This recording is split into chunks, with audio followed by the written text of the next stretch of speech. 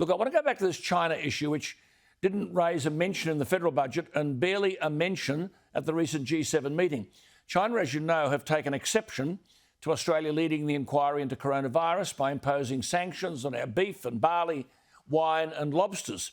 As well as that, the government were able to go on a spending spree in the recent budget because Treasury had forecast $55 a tonne for iron ore, which is currently around $212 a tonne. Not much of a mistake, do you reckon? Treasury, they make plenty of them, only about $157 a tonne out. Anyway, China are buying the stuff, iron ore.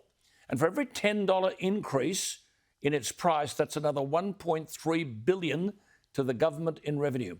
So what happens if the iron ore price falls back to $55, which Treasury, and you can't believe much they say, Treasury is forecasting that it will. And what if China finds another supplier of iron ore? To say nothing of Chinese tourism and Chinese students.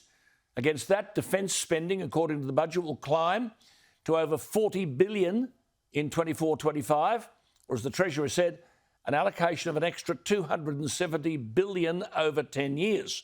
But no mention of China. Nonetheless, China is seeking to project a presence, as I've been telling you, around the world's oceans so they can direct the outcomes of international agreements. They have an armada of fishing vessels, so we may not be able to guarantee freedom of navigation, which I made the point I made to John Anderson. In the South China Seas, it's taken a long time for Australia to wake up to what's going on. In December 2013, a long time ago, the Chinese launched an all-out island-building campaign in the South China Sea. The islands became military bases. Basically, a very large portion of the Pacific Ocean has been annexed by the Chinese Communist Party. Then, of course, there's this 99-year lease on the Port of Darwin, the building of a $40 billion industrial city in Daru. Your response to my comments indicates a profound and commendable interest in these issues, about which we hear little from Canberra. Then we've got the coal Port of Newcastle. Well, Michael Shoebridge is the Director of Defence, Strategy and National Security at the Australian Strategy Policy Institute, and he joins me. Michael, thank you for your time. What is your overview of all these developments? Well, Alan, I think you described a lot of them extremely well. We're seeing the rise of a really assertive, aggressive Chinese state, and it's willing to use its economic power and the power of its big companies. And in the case of some of these port operators like China Merchants that operates Newcastle Port, they're not normal companies, they're state-owned enterprises. And we know that the Chinese government can direct them in the way it wants. They are an element of Chinese power. And we know that power is coercing Australia quite blatantly right now over billions of dollars worth of our trade. Peter Dutton has asked his department to, quote, come back with some advice over the future of the 99-year lease by the Chinese company Landbridge over the Port of Darwin. But when the Northern Territory government, Michael, raised this with the Defence Department in 2015, it said, the Defence Department, the lease was not a problem. Should there be a rethink? There should. I think there was a mistake at the time. And back in 2015, we were in that lovely honeymoon with the Chinese. You know, the free trade agreement was just coming into force and everyone had that the China gold dangling in front of them. It looks very different now. I don't think any defence organisation or any minister would agree to that lease now. And it's still got, years and years to run. I know, 98-year lease. Is President Xi seeking to weaken America's allies, which includes us? Where does coronavirus fit into this? I mean, is there an overt policy within the Chinese leadership to brook no dissent against Beijing? Absolutely. The stated Chinese government policy is to split America's alliance network. And it was doing a great job with Australia. We were making all-in bets on our economic future with the Chinese.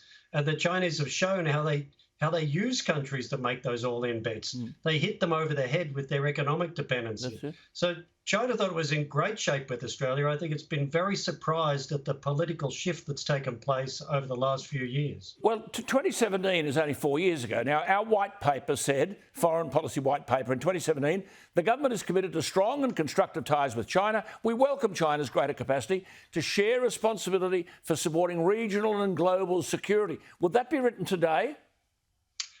Only by the most dewy-eyed bureaucrat, Alan. It's pretty clear to me that these lovely notions of building trust between our militaries are dead as last Thanksgiving turkey in America. So we are really now very clear-eyed about the implications of these very different security interests and the very aggressive behaviour of Xi. And it was the backdrop for all those meetings on the beaches in Cornwall. Yes. I mean, what about the Port of Newcastle? 50% Chinese owned, 15 Coalition MPs are urging Morrison and Frydenberg to do something. Does the current ownership structure give the Communist Party of China a geopolitical advantage over the export of Australian coal? I mean, this outfit, China Merchant Port Holdings, could impose punitive costs which would hurt Australian coal exporters. Shouldn't there be a mechanism in place now in the event of a substantial dispute down the track rather than after the dispute happened? Well, I think you're right. I think there's a competition policy issue for a monopoly port operator anyway. But in this case, we know it's one of the largest Chinese state-owned enterprises. China Merchant Group, the bigger group that China Merchant Ports is a part of, is a central-level state-owned enterprise. That means it's a key company for Beijing. It's got a central party committee that oversights all its decisions. Its decisions are not wholly commercial. They are state-directed. And if that wasn't an issue back in 2014 when this lease was ended, it certainly is an issue now. Absolutely. And then the Australian Competition and Consumer Commissioner Chair, Rod Sims, told a Senate estimates hearing that it was a monopoly with no regulatory oversight.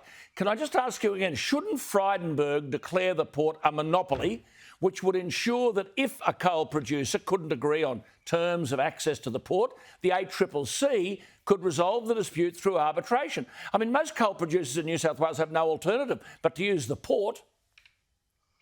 Yes, absolutely. That makes a whole lot of sense to me. The other way of looking at this is there is a government that has directive oversight of the port's operations, and it's the Chinese government through its party direction of this state-owned enterprise. So all we're trying to do is make an argument that our government should have regulatory power over the monopoly in our own country.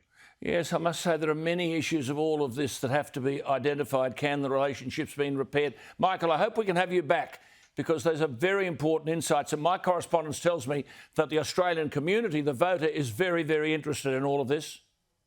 Thanks, Alan. I think the public are way ahead of the Parliament. Way ahead of the Parliament. Good point. Michael Shoebridge, the Director of Defence, Strategy and National Security at the Australian Strategic Policy Institute. What do you think? Email me, alan@skynews.com.au, or the text line 0414 000 848.